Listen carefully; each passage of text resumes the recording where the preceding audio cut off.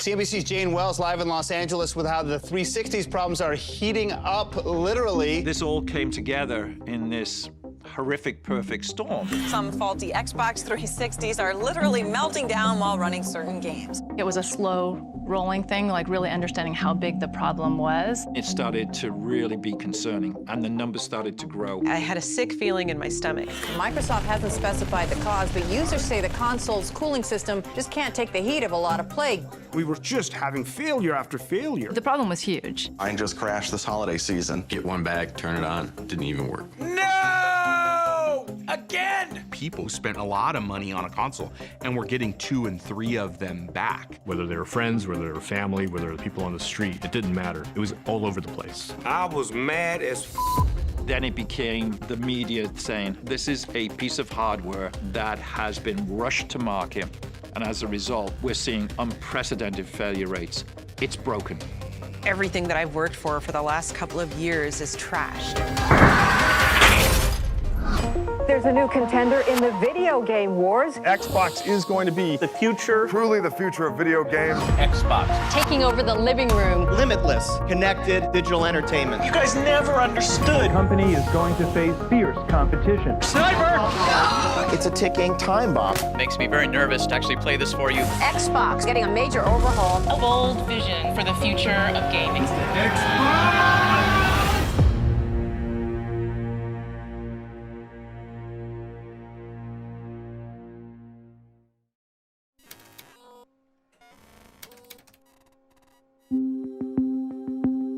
Without a doubt, the most Herculean feat of the original Xbox was that it survived. Looking at the history of the video game business, you would have given them 1,000,000 to 1 chance. So the achievement is that we made it to Xbox 360. And internally, it's fun to laugh at lots of the missteps. You'll see Xbox will actually start up. Like, we can laugh that the Xbox didn't turn on at the original unveil. We can bring that video up. But with Xbox 360, honestly, even with the benefit of time, nobody laughs at the red rings. To understand the red rings of death, you've got to go back to the beginning and all of the work we did with the Xbox 360 to build it from the bottom up. We were absolutely focused on getting out ahead of the PS3. We needed to be seen as the start of the next generation. The 360 was 5 to 10 times more powerful than the original Xbox. And so to achieve that level of performance, we had to push technology and solutions that didn't exist in the previous generation. This was an incredibly hard, complicated program. The circuit board itself is a completely custom design. And we were building these chips, which was a new process at the time. We did our own internal design instead of buying off-the-shelf silicon. We're bringing up new hardware with software that isn't quite done yet on new test systems that we're developing in real time. And that had a domino effect on the whole product. The design was coming together kind of late. We were launching in November of 2005, and we did not see our first silicon from the CPU until February of 2005. It's just ridiculous. That's 9 months before launch.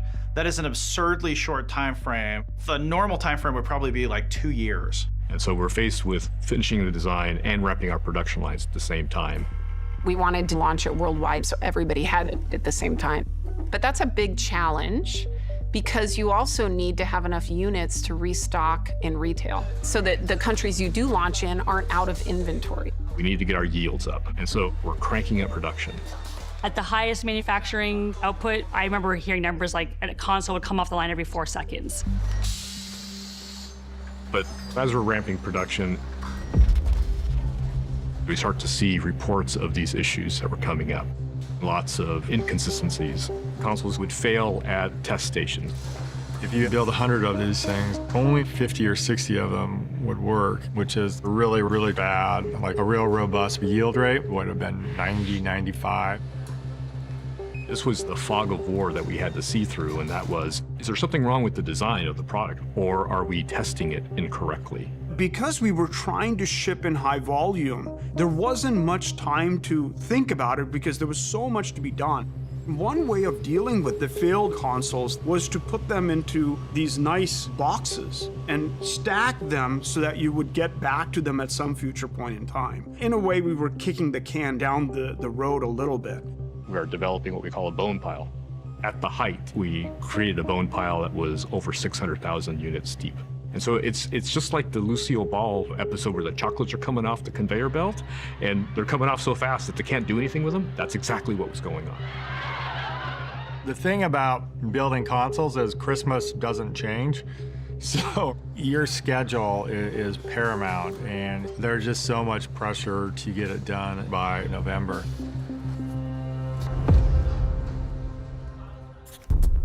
After a hectic lead-up to production and months of intense troubleshooting, engineers finally managed to solve the technical issues that had plagued the 360. As consoles started to pass QC, the team was finally able to chip away at the bone pile in an effort to meet the demand, which, at the time of launch, was ravenous.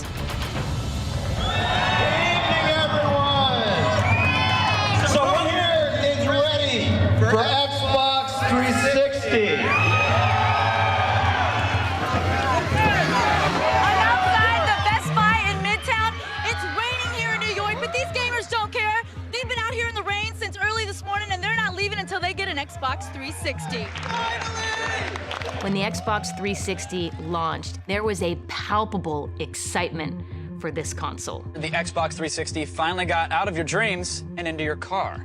Microsoft had their fingers firmly on the pulse of what gamers were expecting, and they clearly had a vision of what gaming would be for the future. We got in with something that was unique and revolutionary, a gorgeous design of the concave elements of the 360. It really felt, in some ways, that Xbox had actually just arrived. This new world of online, this new world of social engagement, this new world of building communities. We at Microsoft had absolutely nailed that experience. The demand was really, really high. We were selling every single unit that we could ship into the market. I know there are a lot of fans out there that want a 360. There's a shortage out there. You know, is that a marketing strategy, or can you not produce enough? What's the real story on that? We are making as many as we can, 24 hours a day, 7 days a week. We're flying them in. Ultimately, we got through our challenges of production, and we just need to be able to catch up. By hitting the market a full year before PlayStation 3, Xbox 360 had a head start on the competition. But Sony was still the undisputed industry giant, and they had every intention of keeping it that way.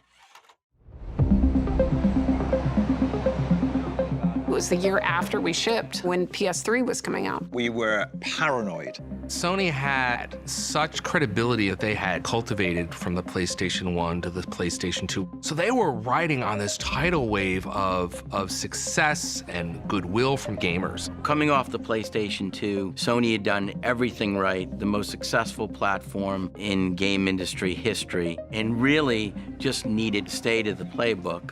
In contrast to that, you just witnessed Microsoft coming to market at the right price a year before you're able to come to market. So you know you're facing formidable competition. PlayStation 3 is the best-of-breed computer entertainment platform. PlayStation 3 was positioned as a premium product from the get-go. This was going to play games, but it would also play Blu-ray discs. So it was seen more as kind of an entertainment machine. We knew they were going to be somewhat arrogant. The next generation doesn't start until we say it does. And they would price their console to where they felt they needed to have it because they felt that they were untouchable. This is sort of pre-live streaming era, and a bunch of us were huddled around one person's laptop, like a 15-inch laptop screen, streaming Sony's press conference. And then they dropped the price. In North America, the PlayStation 3 will be available at retail for $599 US, $659 Canadian. Wait a minute, did $599? $599. Nobody was prepared for that. Back then, consoles didn't launch at those kind of price points. It was like, holy cow, we just got handed this generation. We were high-fiving each other, people were crying. There were just all these ways that Sony had put their own foot in their mouth. Sony said it would be a privilege for people to work extra hours to afford their overly priced console. You have an over-engineered machine that's going to be incredibly expensive to manufacture. And that opened a window for Microsoft to be able to sort of say, hey, like, we have a great system that's going to play all the games you want to play. We've got better online for cheaper. Thank you very much, and have a great show. Becoming CEO right after the launch of PlayStation 3 was like being made captain of the Titanic right after it hit the iceberg.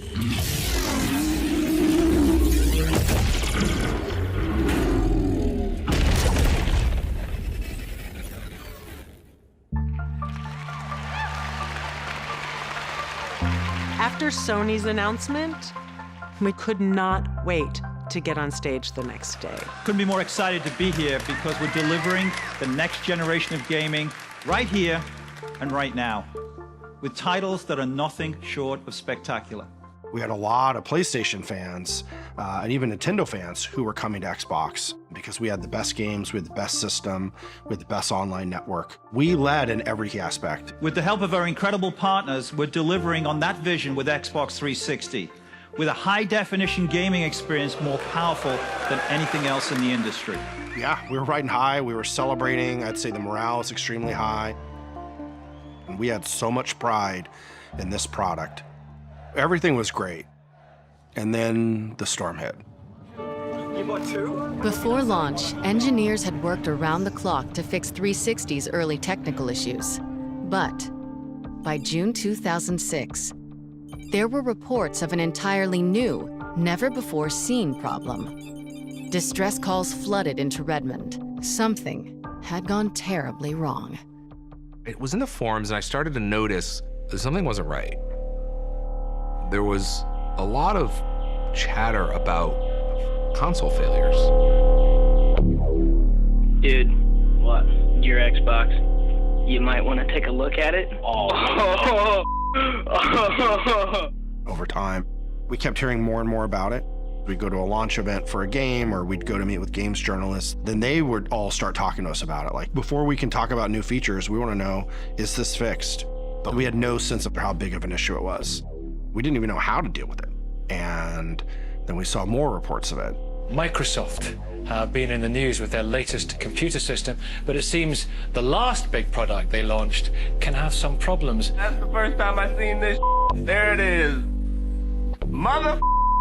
The Xbox 360 had a really cool feature where there were 4 green lights around the Xbox emblem. Each of those lights corresponded to a specific controller, and so that's how you knew what player you were in the game. We also used the ring to tell people when there were issues. It's like the check engine light on your car.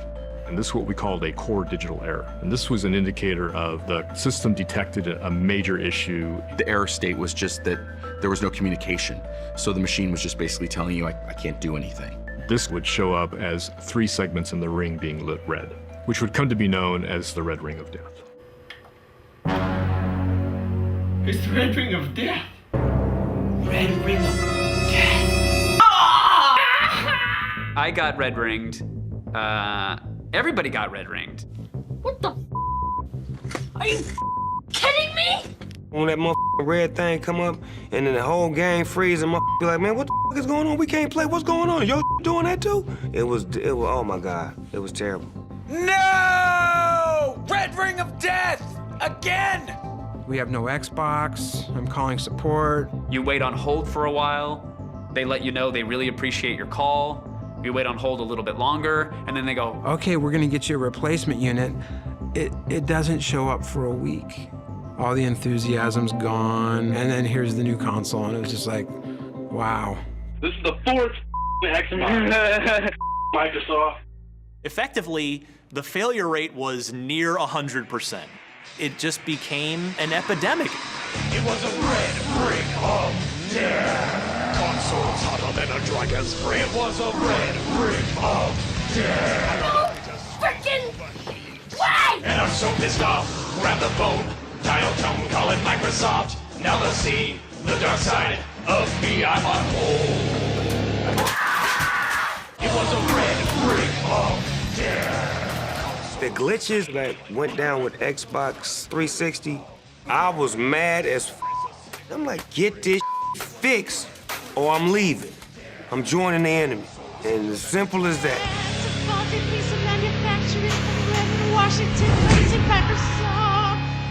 I feel kind of sorry for it. Not really. They deserved it.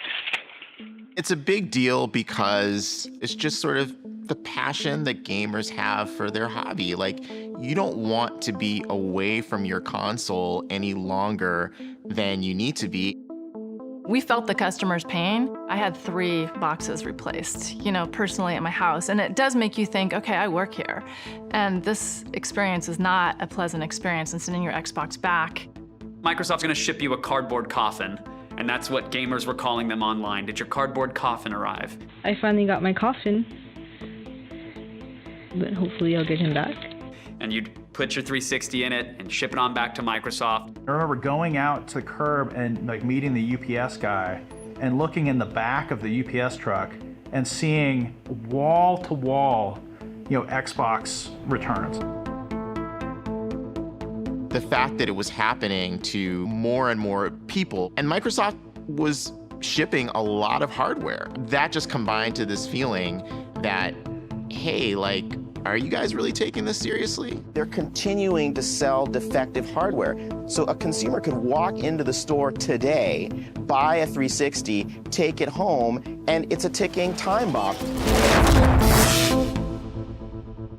Is there any speculation out there what the problem is? There's a lot of speculation, but because, among other things, there are 500 million transistors and 1,700 parts in each of these boxes, so the speculation could go anywhere. Whenever we had new game launches or new system updates, I would be out meeting with the top games journalists, showing them all the new stuff. And I'm trying to sell them on the future, and they're like, dude, my console's not working, it's broken. For those who have experienced the flashing red lights, what causes this exactly? That's kind of part of the problem, Kevin. Microsoft has been very vague about the specific causes. They won't cite any specifics. They won't say exactly why. We didn't have all the answers at that time. We were trying to figure this out. Do we have a heat problem? Is the solder in key components in the motherboard, is it cracking up and drying out and we're losing that connection? We just couldn't figure it out. It's a long process. You had to test it at the board level, you had to test it at the system level, and then you had to test it in a rack level. And we had almost 1 million of them sitting in our bone pile. We'd fix the ones in the bone pile, we'd send it back out to the customer, and it turns out that wasn't the problem, and it would break again. And I was saying, man, this is not going to end. After the 3rd or the 4th issue that we ran into, I remember thinking, hey, maybe we're in over our heads. And we got to the point where we said, we're not figuring this out fast enough. We made the call to shut down production. We went lying down at the factory.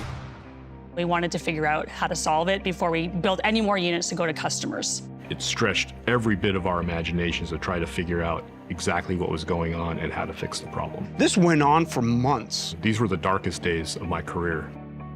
Are people going to now go out and buy PlayStation or Nintendo? Are they going to leave us as a brand? Every day you weren't gaming was a bad day for you. You trusted us, and you'd invested this money in us, and we let you down. Not gonna work. This was an incredibly trying time. People use phrases like you figure out what people are made of. Having gone through it, I can actually say that happens. It's a thing, it isn't just a phrase. Todd had to manage the very complex process of what we call root causing until we knew what was going on. 2006, 2007, I dedicated a lot of my life to this Xbox in order to fix this problem. Breakthrough came when we understood that the connections that were being broken were not located on the motherboard, but they were actually located inside the components.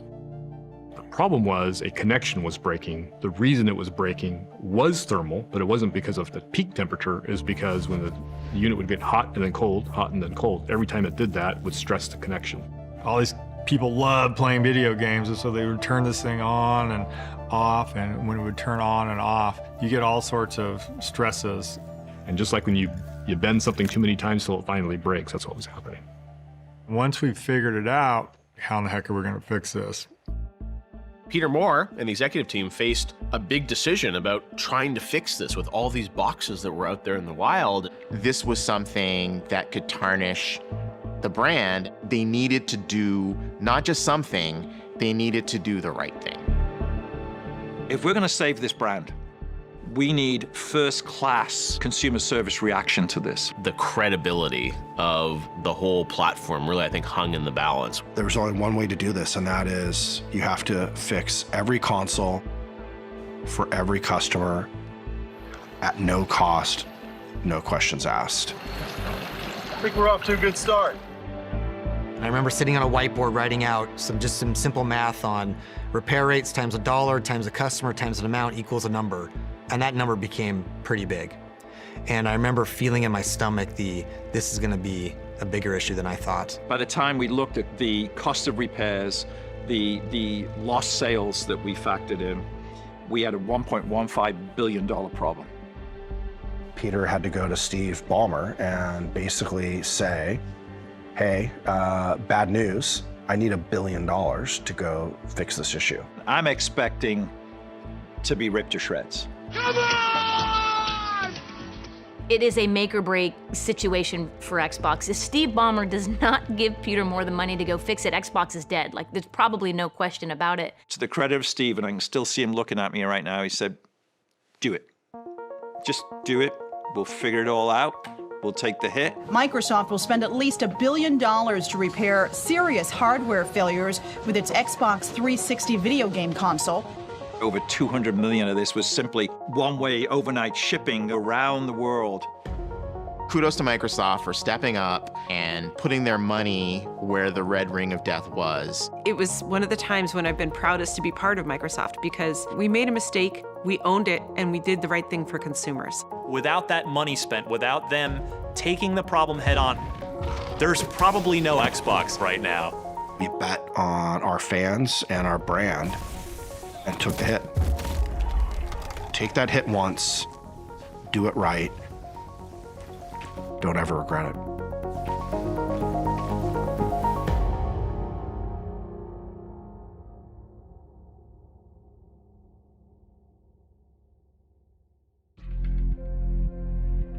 When the 360 died on me, I was pissed that it died, but I wasn't pissed at Microsoft. I just really wanted to get the 360 again and start playing again because it was just awesome. It was frustrating, but they had hooked us.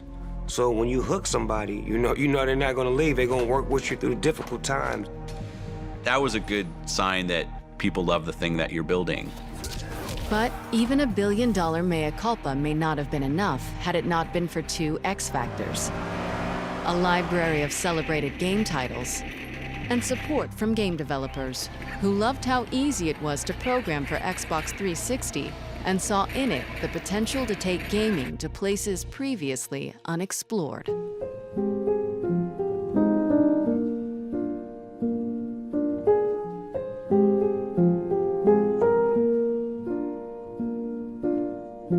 All around me are familiar faces. Gears of War at the time was the best looking game ever made, and it became this poster child for HD graphics and HD fidelity. Like, this is a game that people are going to immediately gravitate to and go, oh my god, I can't believe the 360 looks that good, especially when they compare it to PS3. Because this game looks better than anything on PS3 right now. It was the fastest selling Xbox 360 game. It sold like 1 million units in the first couple of weeks, and that really propelled the 360 in a big way. Gears of War may just be the great hope to turn the 360 into a must-buy console. It was a very different type of game for Microsoft. An M-rated game with over-the-top violence. Everyone loved the signature weapon, the chain gun, the Lancer. Gears of War was about appealing to a hardcore gamer. The people that play Gears, they have so much passion, and people get tattoos, and it's just the deep connection they have with the franchise and the game. It's unlike any other franchise that we have. That is satisfying. And all of a sudden you see this tide turn of every publisher is then developing for the Xbox 360.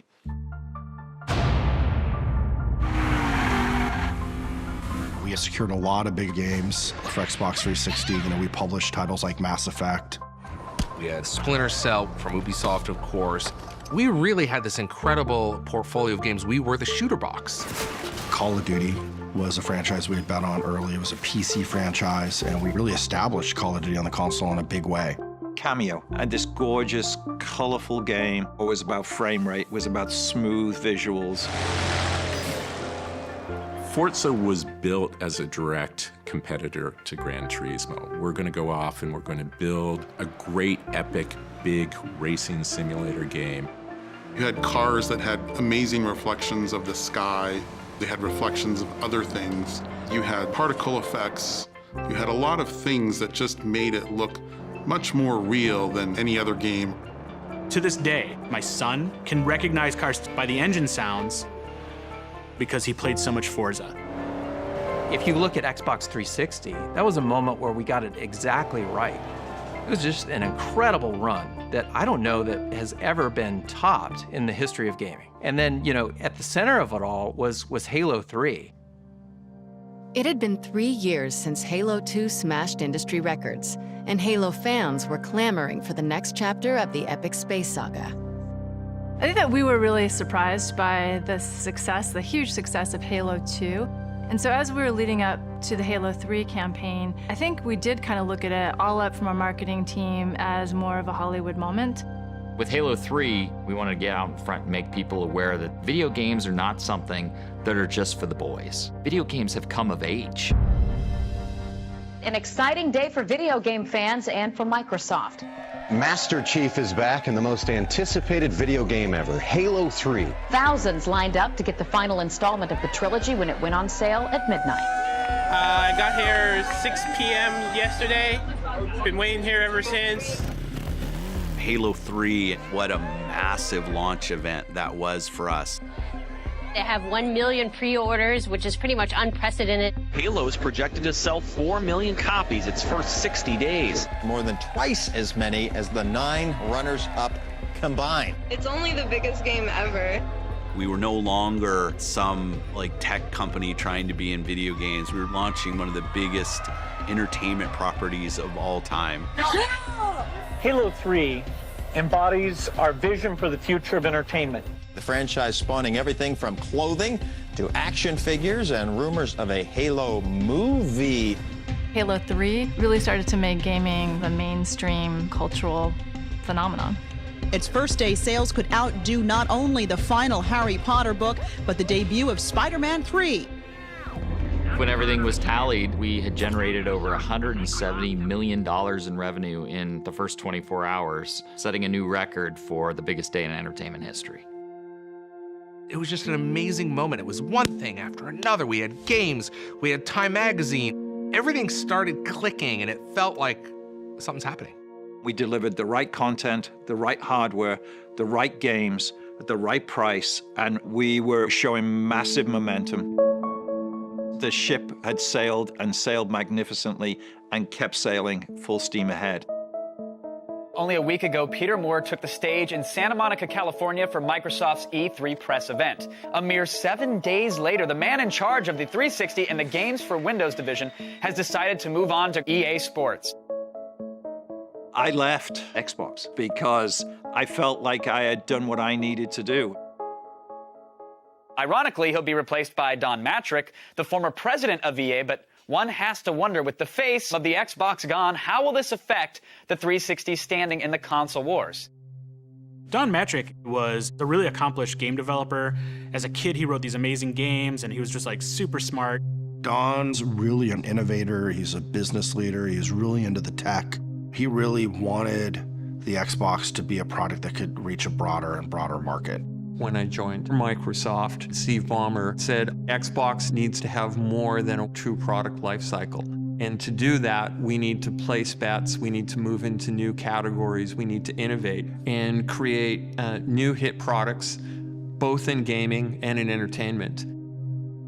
When Don Matrick came on board, it was more about trying to appeal to a completely different audience and a very broad audience. So there was this one meeting where he shows up and he says, we're not going for 30 million consoles, we're going for 300 million consoles. And the strategy behind that was we need to make casual experiences. When the Xbox 360 launched, we had Xbox Live built in. We had this very basic blade for Marketplace, and we had only game content. One of the things that I've been tasked to do was go get us some entertainment content, which was an entirely new idea of the time. We started doing deals with studios. We were excited when we had 1 movie and then 2 movies and 5 movies and 10 movies. Microsoft's Xbox will transform into a next-generation entertainment hub. Users will be able to navigate through music, movies, television shows. For the first time, we were realizing that streaming and digital video content was going to be a big deal. And then we had Netflix come on. Xbox 360 was a big part of putting Netflix in the living room. At the time, Netflix was a mail-order DVD catalog service. Nationally, Netflix moves more than 1.5 million DVDs a day. There's 40 of these warehouses around the country. Right. So that nearly every customer gets next day delivery. Netflix hadn't done anything with digital streaming. We thought, why don't we call them up, see if they would be interested in distributing their content through Xbox 360. We definitely accelerated their growth because we introduced them to tens of millions of devices that were connected to a TV overnight. It's a great opportunity for Xbox members to never leave the sofa, watch movies from Netflix, play great games. It's a great platform. And it's like, what should we do next? Well, we brought HBO, we brought Twitter, we brought Facebook. Today, that may not seem that revolutionary, but at the time, the idea to be able to do that all in one box had just never been done before. Our Xbox Live community, the digital streaming services, the gamer tags, the achievements, the experiences, they were things that we would hear consumers say they loved and competitors say they were envious of. Xbox Live really proved that people wanted digital content. I think that created this sort of ripple effect that affected Nintendo. They knew that they probably needed to shift on how they did some things. They weren't just going to give you another console, they were going to give you a console that did something different. This is Mike. By day, he's Mike the businessman. But when he picks up the new Wii Remote from Nintendo, he's Mike the warrior superstar athlete man. Holiday of 2006, Nintendo released the Wii and turned the world upside down. We're confident because for pick up and play games, there's nothing like it. For baseball, for tennis, games like that, it's fantastic. But with the nunchuck, what you're able to do in a first-person type of game is a huge step forward in control. Nintendo came out of left field with a device that wasn't based on technology. It was based on a simple entertainment experience of being able to play a game without being a button masher on a controller. It really resonated with a mass audience, a wider audience. All of a sudden, parents are playing video games with their kids again. Suddenly, you heard people talking about video gaming as something that was good for you. Wii Fit is about bringing fun into fitness. Video gaming as an approachable thing that everybody could do. They went after senior citizens. They went after female gamers. They went after people who are not traditionally gamers. Clearly, they expanded the audience and they took gaming to mainstream entertainment. I remember Bill putting a lot of pressure on the Xbox leadership team. How did we miss motion gaming? What can we do to catch up? We need to compete. We need to advance our game strategy. We don't want to do a Wiimote ripoff. We want to do our own thing. Don also had this vision for controller-free gaming. What would it be like if instead of waving something, we were recording movement? We were recording state of people physically through a camera. The controller, he thought, was this impediment to more people playing games because you had to kind of learn this device. And his view was like, hey, if people could just like swat at things or move things or drive a car like this. It's kind of crazy, but it's like if you could drive a car like this, that would make more people more willing to play video games. We set out to really make the console approachable to a whole new generation of people, to a whole new set of people that wouldn't otherwise think about gaming as something that it was for them. We had already been doing some technology exploration where we could map people using depth sensing and RGB cameras and microphones and stuff, and you could have that by your television rather than holding something, you could still get these similar type of experiences. The idea that we were going to use IR kind of display, projection and reflection, to measure movement was pretty magical. Every step of the Kinect process was an inventing step. A lot of this work, we had to figure out how to hack our way into it. We prototyped probably 30 activities. We found that the whole body activities were actually the most fun. And so that's what we ended up focusing on, to create something totally new for gamers.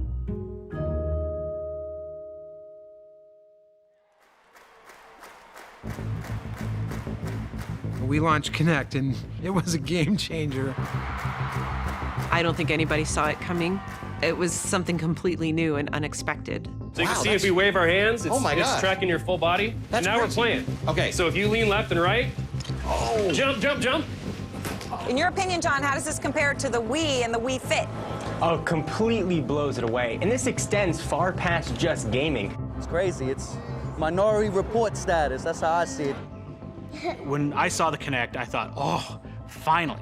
Like, this is something we're going to use for VR eventually. It's going to be amazing to have you in the game. Because it's motion gaming, people think, oh, it's like the competitors. It is a completely different thing, and you have to play it to understand that. The games were really fun. It really unlocked a new game experience for people. Fireball! Start getting people all cheering and yelling and, you know, encouraging the person who's actually playing to try new things. The idea that, like, you would have people over for dinner, and then afterwards, everybody would want to turn on the Xbox and go play ping pong or go play Kinect Sports or go play a Dance Central. That just gave Xbox 360 a whole nother sense of purpose. In the first 60 days, we sold over 8 million Kinect sensors worldwide. Kinect was a technological marvel, but it totally fell flat with core gamers. Kinect didn't work with Halo. But Kinect was an amazing tool for so many things like research and how we think about augmented reality and virtual reality experiences. It's been fun to watch innovation of computer science come not from academia or industry, but to come from gaming. And it turned out that Kinect creative community just went on to do incredible things with this device. People got into hacking the Kinect early last year. Smartly, Microsoft responded by welcoming that and encouraging more development. People were taking all the IR data and the voice data, and it was a rich source of creativity for other types of applications. What is neat is the technology that is used in video games now and how it can be applied to other things, not just gaming. And they're calling it the Kinect effect. Microsoft's Kinect could revolutionize medicine. Being used to aid the rehabilitation of stroke patients, also by people who work with autistic children. Kinect today is mostly used outside of gaming. So gaming has created this piece of technology that today drives the industry forward. With Xbox 360, we had an amazing product that had finally broken through. The ecosystem was healthy. Consumers were engaged. In North America and Europe, it was the top-selling hardware device. Xbox 360 has been the #1 selling console every month for the last 6 months. It was a pretty great second iteration for Microsoft as a company. Against all odds, the Xbox 360 basically won that second console generation. By the end of that generation, I think people had sort of felt the pendulum had swung from PlayStation dominance to Xbox dominance.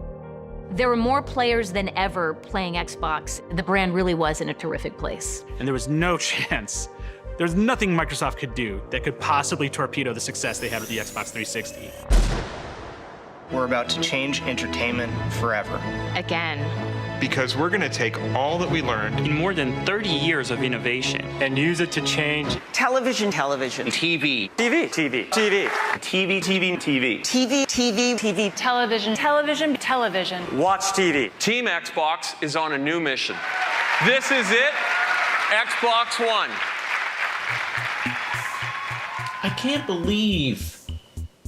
I cannot believe this press conference. We've got this vast amount of gamers that are increasingly loving Xbox, and we're building great experiences that they've never seen before. And now we're going to be the connected TV, so we're going to have the set-top box for the living room. And it turned out like nobody wanted that. Oh, hell no, Microsoft. Hell no.